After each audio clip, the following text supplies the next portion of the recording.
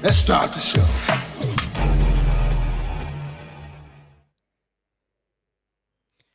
Ladies and gentlemen, welcome to the Dorks Talk Podcast. I've got Sumeet here with me. Sumeet, how are you? Yeah, very good, man. It's been a good couple of days here, and we're just. I'm not really good. It's been storming a lot here in Sydney, but we're doing pretty well now. So we've got this podcast up and going, so let's go. Yes, and we've got electricity back, thank goodness. Well, that's, I think, like the most important part of just doing this podcast is if we got the electricity back. Otherwise, none of this will be working. 100%. And as you all might have noticed, we've changed the setup a little bit. So we're going the podcast style. So we've renamed the channel to Dorks Talk. Yeah. Well, yeah, it's just still Dork Entertainment, but this is one of the things that's part of Dork Entertainment. There's a podcast, there'll be reactions, there'll be all the other stuff returning as well, and there'll be live streaming as well, gaming as well that we're working on as well. So a lot of things are coming on this channel. 100%, and it's going to be great. Let's jump right into our first topic, the reveal, Sumeet. We've been waiting for this for a while. Nintendo Switch 2 finally revealed. Oh, they shadow dropped it. So that was an interesting reveal. So, like, first, everyone was on the Thursday waiting for the announcement of the announcement, right?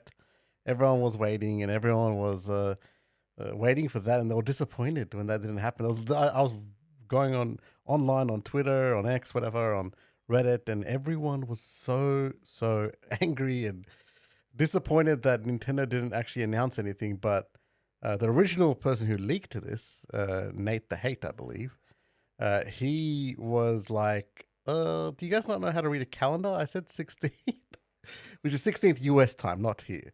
So for us, it would be 17th, the same as Japan, 17th. But people were expecting something on the day before, and they didn't get anything. But then all of a sudden, shadow dropped on online. And what do you think? What was your first thoughts on this? Well, we saw some of the leaks as well from CES, where some of the case developers who received,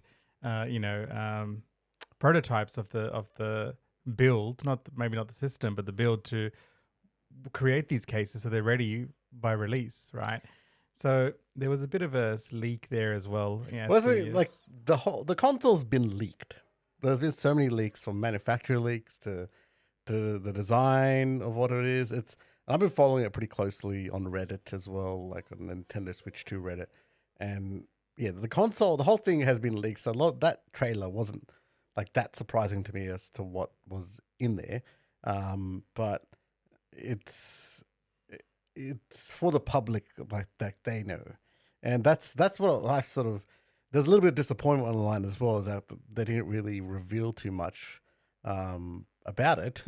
It was just literally the hardware and how it looks different. But like for me, it's the general sort of audience that don't know all that sort of stuff. They're not like into us that are looking online for leaks and stuff of it. They just want to know when's the next Switch coming out. And I think the trailer did pretty well in, I would probably call it a teaser, like, because we didn't get any, anything about the specs or anything at the moment. I feel like it was a teaser. Just for Nintendo had to release something, right? I feel like the real details are probably going to come in the next Nintendo Direct, which 2nd of April. 2nd of April. That's when they're going to be talking a lot about the specs, I feel, because that's quite close. They didn't mention a release date yet, but everyone is speculating June. Yeah, they're speculating June because, well, they're doing these live experiences where you can experience the console, like, they're doing one in Melbourne, I think, as well. I think so. Not one in Sydney again. Sydney always misses out on this type of stuff. Although I do remember playing the Wii in Liverpool Westfield when it was in that sort of same thing. But they're doing a live experience, and the last one's in Seoul, I believe, and the last date is June 1st.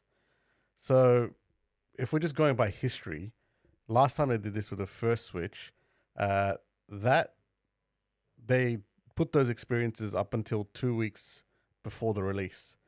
So I think mid-June is very much credible as to what we can see it releasing. So that would be interesting. That's about 6 months away. Yeah, and it falls right into summertime America, right? Yeah. Let's look at this baby. So we've got 15% larger screen. Yeah. Controllers are larger Bigger. as well. Yeah. They've changed over from the slide, the controllers into a magnetic snap. Yeah. So that's something different. They've got an extra USB-C port on top as well, I've noticed. Yeah, and a lot of people sort of wondering what is this for? I mean, it could be used for anything. It could be for a camera.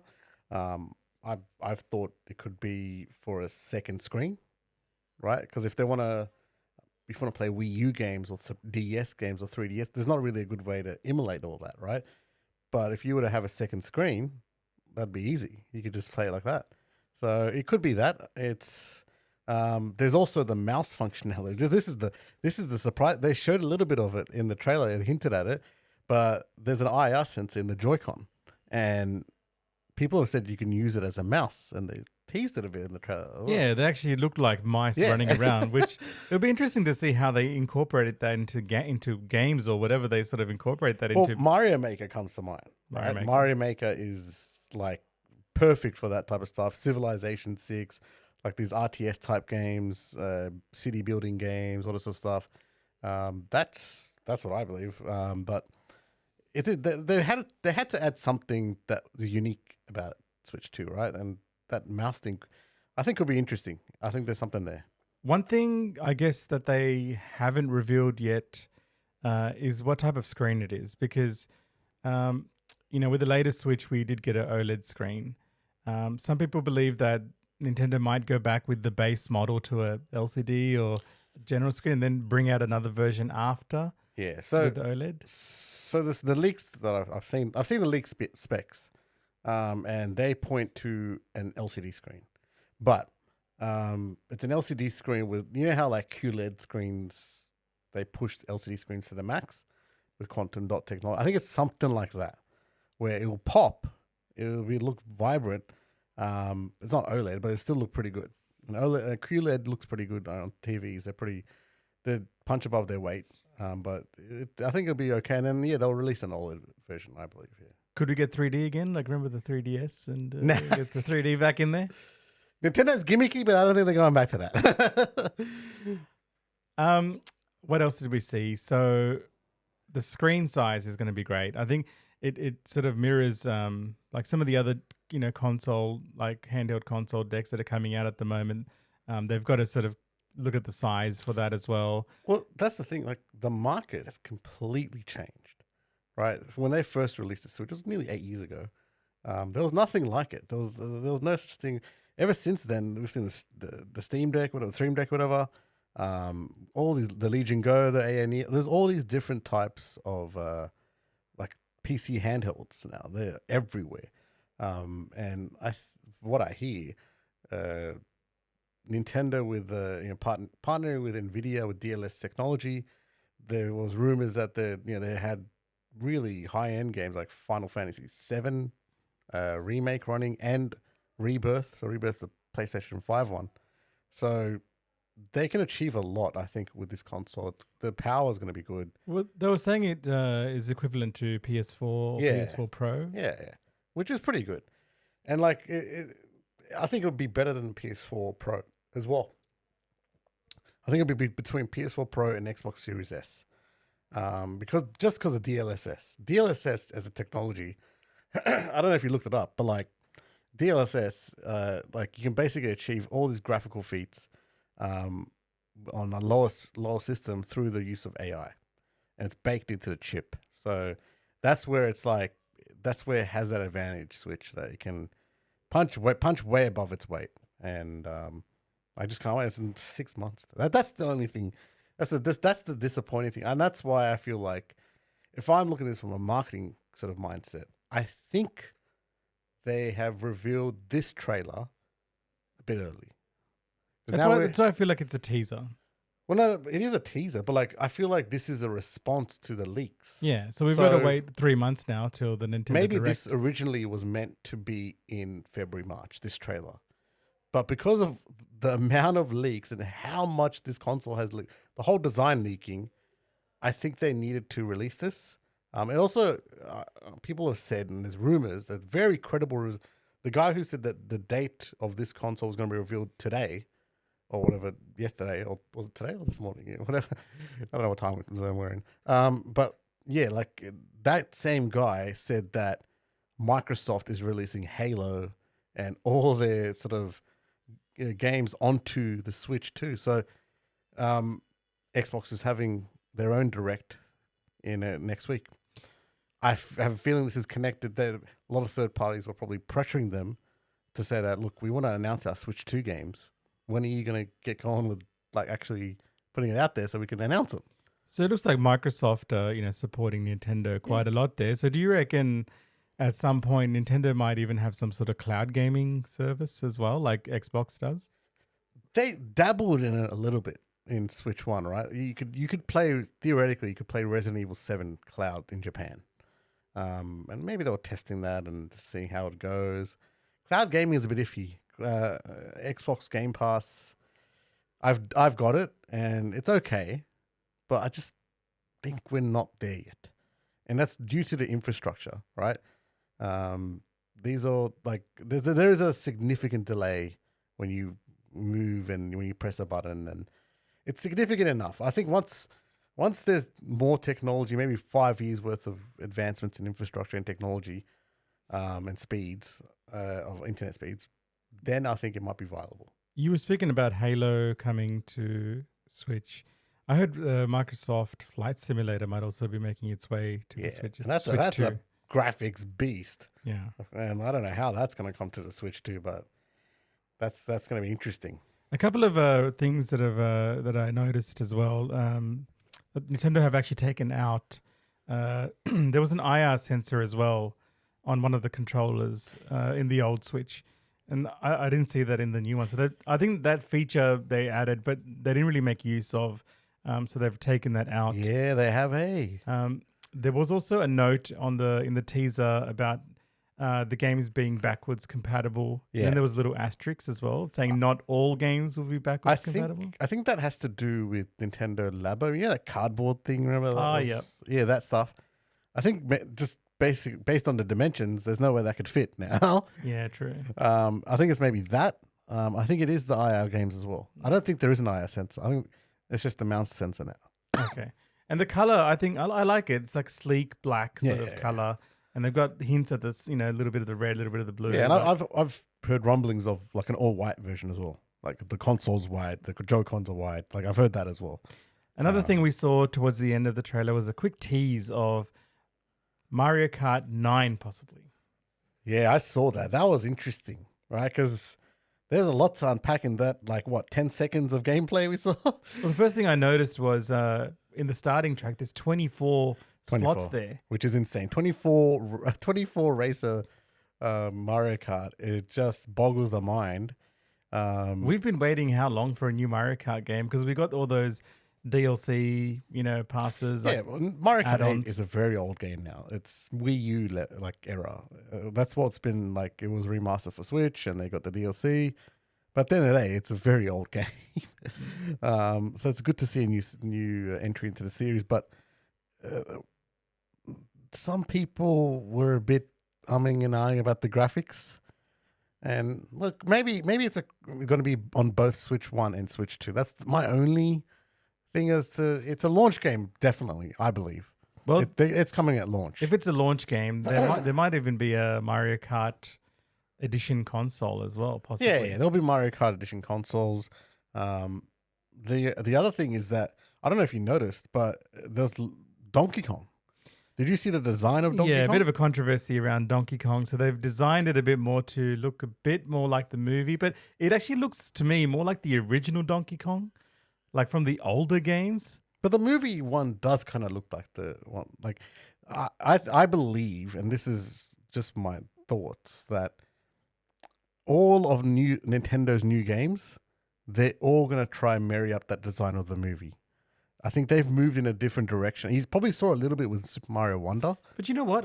The movie, right, with Seth Rogen as Donkey Kong, I thought that's what the old design was. Like the new design in this one looks like I'm going back to like the old Nintendo Yeah, games yeah, where yeah. the barrel throwing Yeah, Donkey that's right, Kong. yeah. So it's sort of mix of that, but it'll be interesting to see what they come up Yeah. with. I think for everything, they're gonna try and make those universes, or the movie one and the games look much closer with every character. And this is where my theories start to go for the 3D Mario adventure that we're gonna get eventually. I think it's gonna be very much similar to what was shown in that movie. And A big open world, and there's one shot in the movie where you get to see like a map of everything. I was like, that's the next game. That's Yeah. To me, I was like, they're teasing the next game. That's the next game. That's what's going to be in the next game, the next 3D Mario. They're going to design it like that. There's going to be an area where you can go to Donkey Kong Land. There's an area, there's lava. There's an area, there's an ice one. I think that's exactly what the next Mario game is going to be. Yeah. And the crazy thing is, like, unfortunately, hopefully we don't have to go through this, but whenever a new technology comes out, a new console comes out, there's always that rush to go and buy it. It's going to be sold out like everywhere. They've already got like, I've already got, I already want to put an order in, like, shut up and take my money. You know what I mean? Like, the thing is, everyone will be doing that, and it's going to be like panic mode, right? So this is exactly what Nintendo was predicting, and this is why I believe there is a big 6 months here. And they've publicly said this in the past, Nintendo, that they want to make enough consoles so there's zero scalping.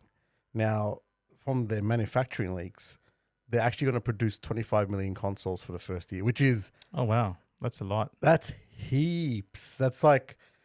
I believe PlayStation had 17 million, PlayStation 5. And it was pretty hard to get one, a little bit, right? So 25 million is, I think, having enough room. I say this now, but who knows what's going to happen, the craze around then at that time. But 25 million, I think, should be enough. Are you looking to get one on launch? Oh, yeah, 100%. Because, there's always also like sometimes issues on launch with the new consoles. There could be like revisions that happen after. It'll be interesting. It'll be an interesting time ahead. Yeah, we'll remember Xbox 360's Red Ring of Death. We don't want that. Hell no. But yeah, I mean the Switch, the first Switch was just a great piece of hardware, and that was done really well by Nintendo. So I'm confident in their hardware. It's never really failed me that much before, ever. Exciting times ahead. So the next big step would be the Nintendo Direct, 2nd of April. Yeah, and we could probably do like a live reaction to that. That'd be pretty cool. Looking forward to that. Yeah. So just moving on to our next topic, we're going to be talking about a little bit about Bollywood. Yeah, I mean, we've done Bollywood on this channel before. Like, we're pretty big Bollywood aficionados here. We love Bollywood, and you've got some big news. There's been a bit going on in the Bollywood fraternity. So Saif Ali Khan, unfortunately, was attacked by an intruder in his home. So apparently he's, according to the reports, out of danger. So this was like 2:30 in the morning.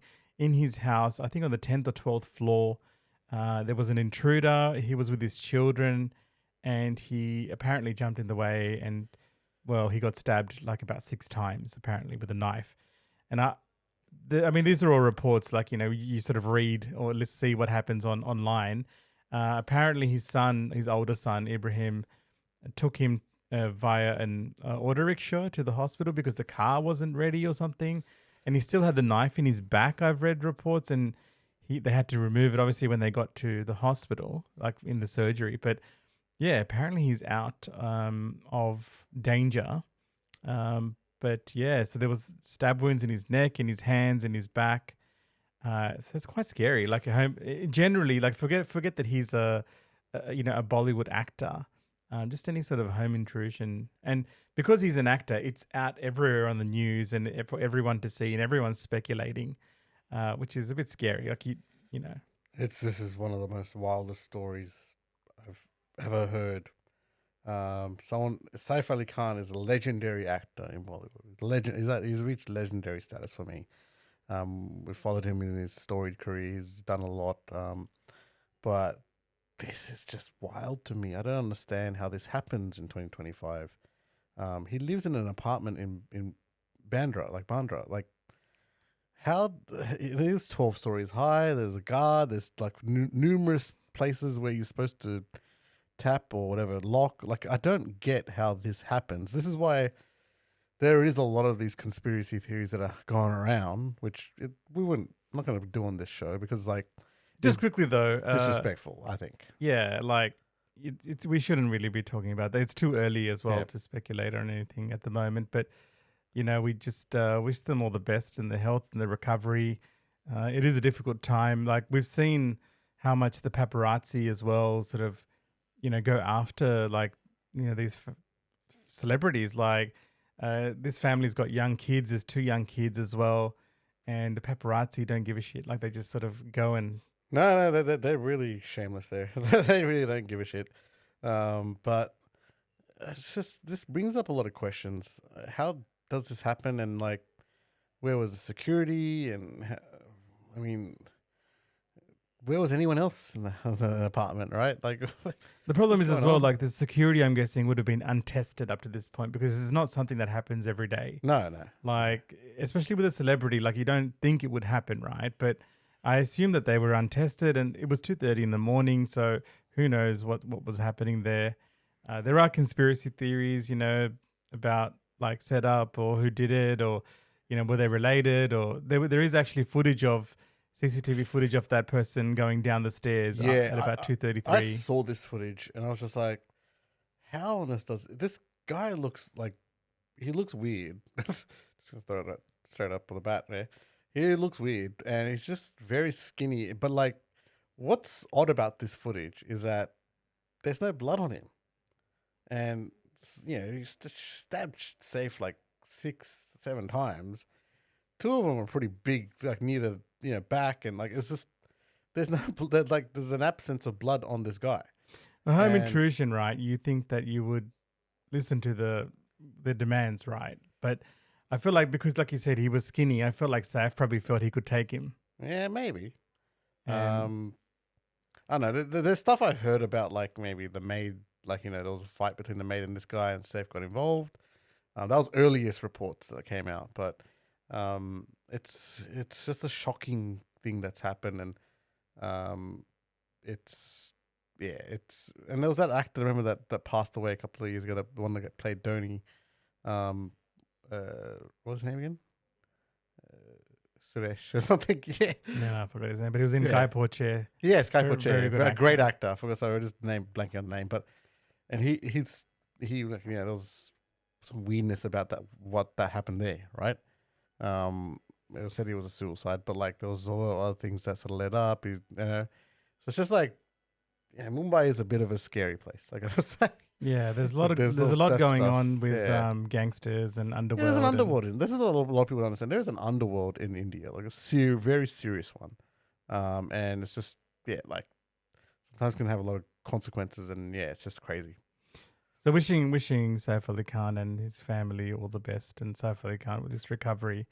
Obviously, we don't know him personally, but like as a person in the media, or, as a celebrity, you don't want to see these sort of things happen to anyone, like in general, right?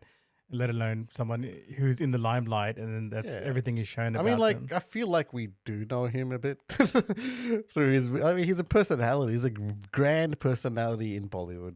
He has such charisma. Like he's with his roles and everything. It kind of feels like you do know him in a way, right? But like it is sad. It's a sad thing that very easily could have lost his life in something like this. So but it's grateful that he's alive. Yeah, and I don't know if they've found the assailant or No. whatever, but hopefully they do soon, and justice sort of prevails there. So, yeah. Moving on to the next topic, we are going to. This is something that we have been watching for a while now, for a long time. WWE is now on Netflix. 2 episodes in. I mean, there was the grand, sort of premiere on Netflix. It was everyone came in. The Rock, Stone Cold, Hulk Hogan.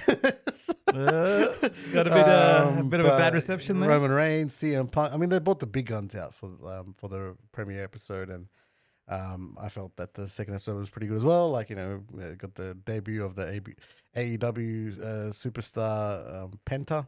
The Penta era. Yes, the Penta era. He's a gun, bro. I like him. But that move that he did though, it looked quite dangerous. But I think that's a general move. Because interestingly, whenever they do a move where the head looks like it's hitting the ground, like a tombstone pile driver, for example, it's a bit iffy. But he does it so well. Though. That's very much respected in the industry that Penta can work a very good match, and he's very safe as well. And I think Chad Gable sold that really well as well. Chad Gable really made Penta look like $1 million here.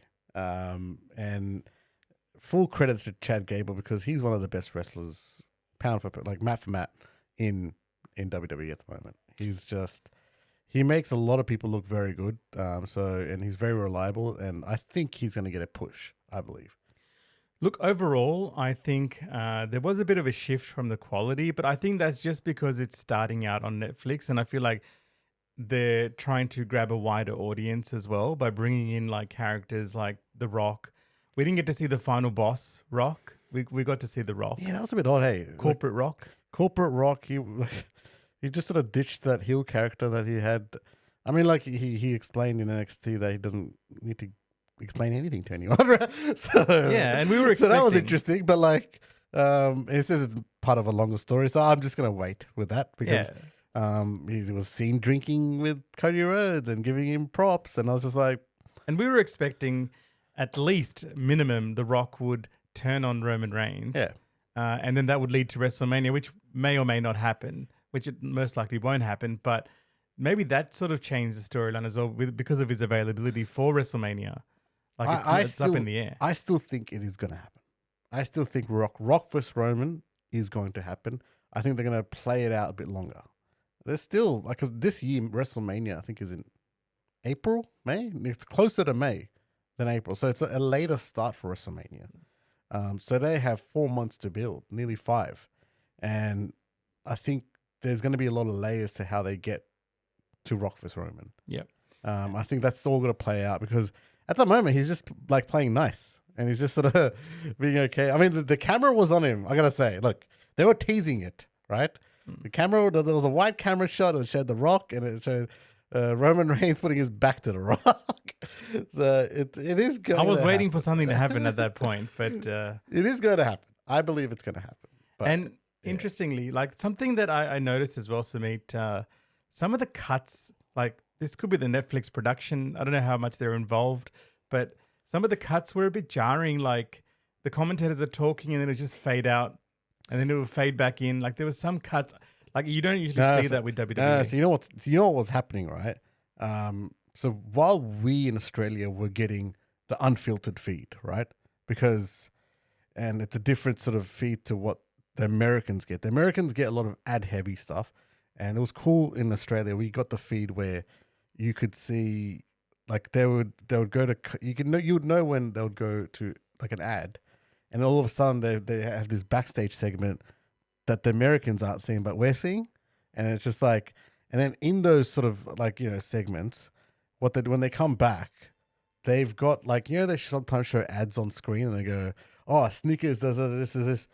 Why it's jarring when they're cutting their commentary is because they're actually talking about the ad, but they're not giving that ad to the international audience. So Michael Cole would start talking, and all of a sudden cut, and it's like blank for like 10 seconds, and it's just that's the ad that's going on. Yeah, because you see, for example, Michael Cole talking, and then it just sort of fades out while he's still talking, and then it comes back. Yeah. But you're right, that's probably the advertisements that they get because we don't get that obviously here. Yeah, and that's why I like that feed. I like the fact that we get like the unfiltered feed from there. And look, there were some things like that, but there was some amazing looking camera shots. The production level has gone up in terms of even like the FPV drone shot when Jey Uso entered with Travis Scott smoking a blunt. That was just an image that will stay in wrestling history forever, I think. And Triple H was quite happy that Jey didn't take the blunt. He was probably worried at some point that Jey was going to accidentally take it. But I think Travis offered it to him. And then Jey was just like too busy doing his yeet dance. Might have got in a bit of a trouble there if he did take that. But Look, I think overall, it's a good start for WWE. They're going to be reaching out to a wider audience with Netflix as well. And the good thing in Australia is we actually have all of the shows all on Netflix. So Yeah, we got SmackDown, NXT, all the pay-per-views. It's like, that's probably what they're going to move eventually towards in the US, but it's just, and they've got all the old shows, like they're uploading the archives. Netflix on WWE in Australia is gone. It's actually better than it was on KO and Binge. I think even the stream looks better. It looks 4K, doesn't it? yeah, the quality and the colors and everything, it does. The production looks better. Does look better. Really clean feed, and it's just I mean, it's a good start. The one thing that I've been told, or that I saw actually, is Triple H talking about like they don't really have like a set end time, because like in normal broadcast TV, you're given 3 hours. You have this much ad breaks. And Triple H has said Netflix hasn't given us any of that. Like, we can go as long as we want or as short as we want. So he was saying that this week's Raw was like 2.5 hours. And like that went it was, when the last time we've seen a 2.5 hour Raw? It's either 3 hours or 2 hours. So like it's giving them freedom creatively, I think, to be able to go, oh, we tell the right amount of, like, something goes over, we can dynamically change. And I think that's very good with this Netflix deal. I think it's going to change wrestling and how it's booked as well, and how the show is produced. So it's going to be good. Yeah, it'll be interesting to see how the lead up, I guess, to their first pay-per-view on Netflix as well, with Royal Rumble coming up, and then the lead up to WrestleMania after that. So it'd be interesting to see what they do, because at Netflix, I feel like they are doing as much as they can, and going all out and creating this spectacle each week, lead up to Royal Rumble, which is going to be, I feel like it's going to be great, and then WrestleMania eventually. And it did pretty good numbers. I heard 5 million viewers, which is okay. It's a bit for the premiere, and like it's pretty good. I heard some markets that actually overtook Squid Game season 2, which we're going to talk about, but it's that's pretty good for WWE and Netflix. So it's good for the partnership going forward. And unfortunately, I don't know if you want to talk about AEW, but AEW's not doing too well lately. I mean, they're crying over Penta, right? Penta is a missed talent. I can't believe that guy this week. One of the best matches I've seen, and then his promo, even though he doesn't know English, so good, so passionate, and apparently they didn't let him on the mic in AEW ever, or not that much. I'm like, why? He's got it. He has it. When you're looking for a wrestler, that guy has it. And now it's got me thinking, what's going to happen with, like, dream match has to be Rey Mysterio. Yeah, that's first thing. When I saw him the first time when he came out on Raw, I thought this is going to be a matchup with Rey Mysterio at some point. Yeah. So that's going to be crazy. And Rey Mysterio is like, he's a gun as well. Like, he's a veteran of WWE, WWF. Like, it's going to be great, I think. That would be the money match for Mania, I reckon. Penta versus Rey Mysterio. It's just, I think he has to put him over. Like, as maybe if it's Rey's last match, it might be something that he does. What about the LWO, man? What about where they're going to go with the story, man? They're jobbers, man. They suck. Latino World Order. Yeah, look, I think it's a bright future for WWE. Yeah, it's a good start. Let's see where they go with it. And yeah, I think it's great that we have the opportunity to watch WWE on Netflix. Like, it's great. Like, and they've got all the old stuff on there as well already. Like some of the old pay-per-views and old, stuff that we love seeing, like the Attitude Era stuff. Like that's like the best times. Like.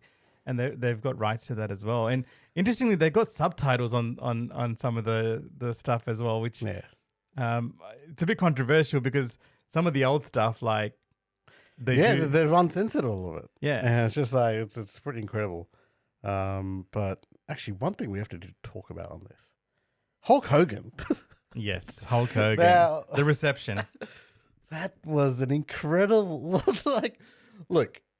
There had to been people in WWE that could see this coming.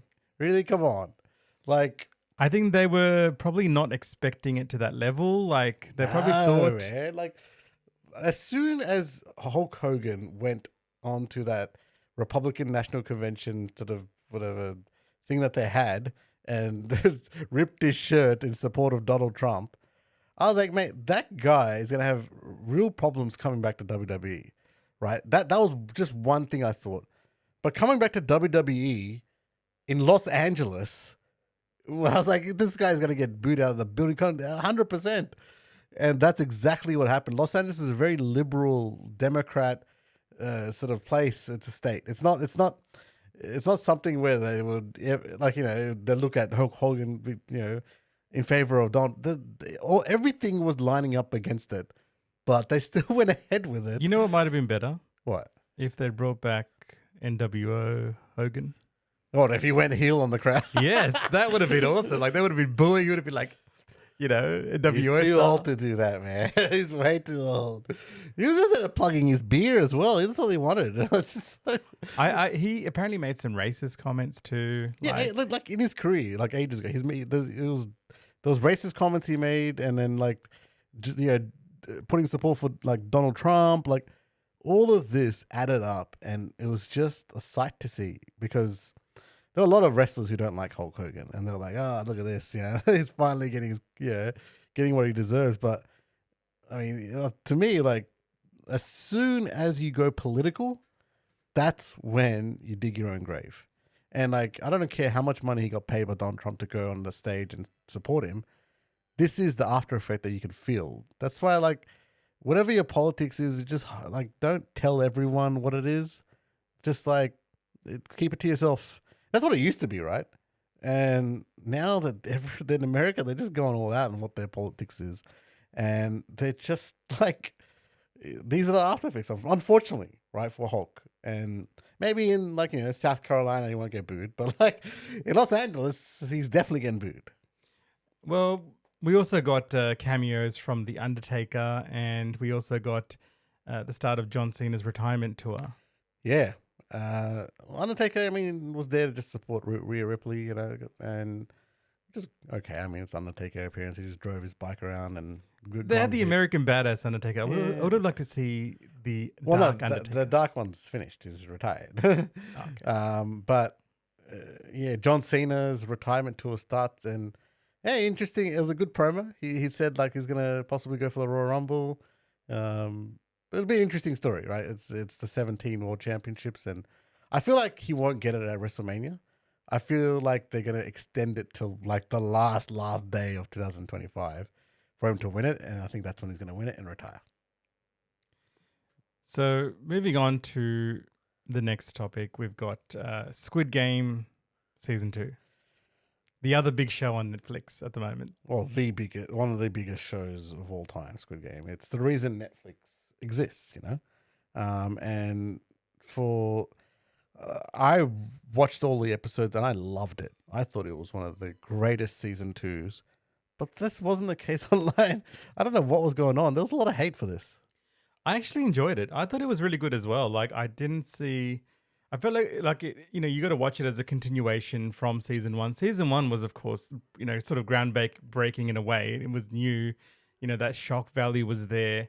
We all know what's going to happen now in Squid Game. So he, Jihan, he goes back into the game, unfortunately. Spoiler alert! Spoilers. Yes, there are spoilers here.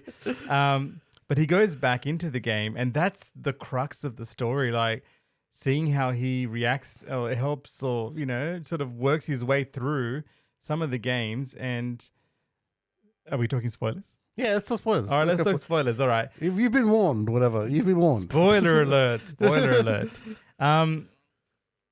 So, yeah, look, I think where it ends up is interesting because he gets into the game and his friend's there as well, one of his closest friends. Yeah, his mate from season 1, the gambling guy, whatever.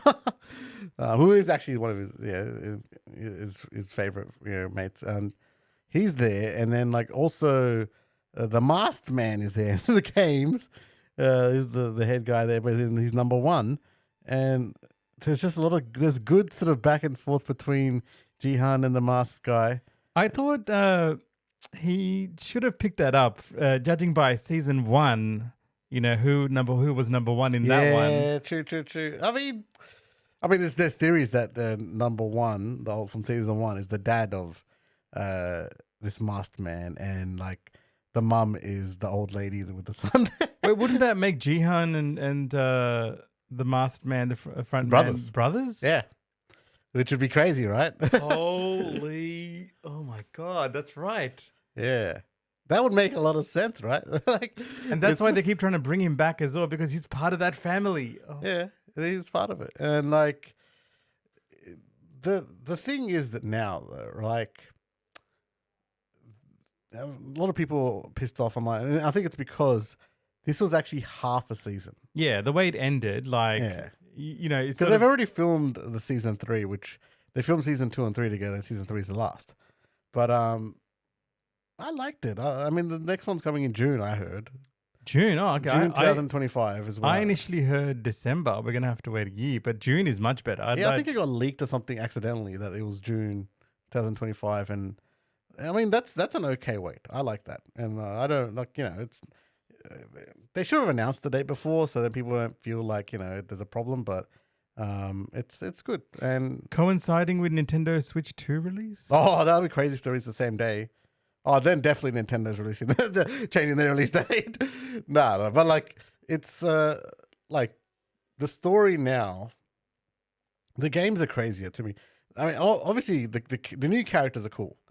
Thanos, welcome to the Thanos world. That guy is gone, and he was like apparently an ex Korean pop singer who was isolated from the industry and came back with this role. So that's Interestingly, because of drugs, I believe. good. Yeah, and, he was a drug addict. Yeah. and in the show, He wasn't acting apparently. So, but look, the new character is very good. Thanos, and then like the Minsu, the guy who's bullying, and obviously like the mom and the son, and then there's the young girl, and then it's good. I like the new characters and the games that they played, especially the one where the merry-go-round one. Bro.